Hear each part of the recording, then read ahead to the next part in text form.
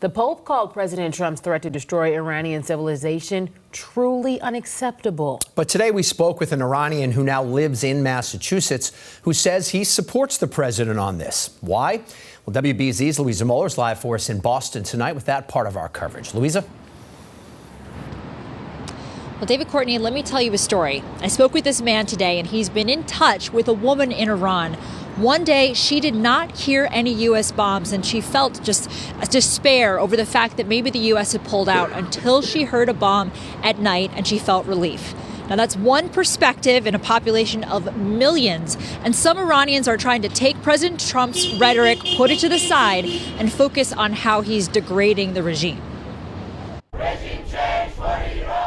This was a month ago. Local Iranians draped in Iranian, U.S. and Israeli flags and hopeful for real change in their native country. Do you feel just as optimistic now? Personally, yes, I feel optimistic. We sat down with Saeed Gholami, a local doctor who donned his bullhorn in the first days of the war.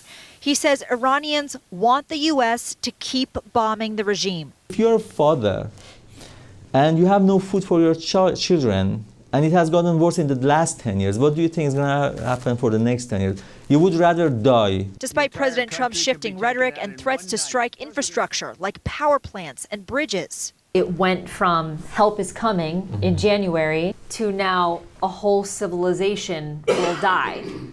How do you wrap your head around these differing statements? The Iranians in Iran are still hopeful that they believe this is like an overestimation or oversell of what's going to happen. I believe they mean the Shia like mullah civilization type of, like the Islamic Republic civilization. I'm sure you've seen Donald Trump's unhinged post.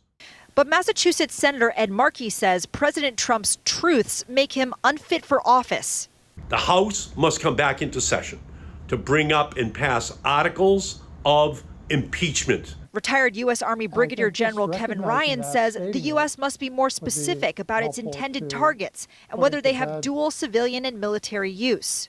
In fact, saying the opposite of that we would strike all energy plants and all bridges, that leaves us open to accusations of war crimes. But Gholami says with the regime continuing to shoot and hang its own citizens, all the people can do is choose a path of survival.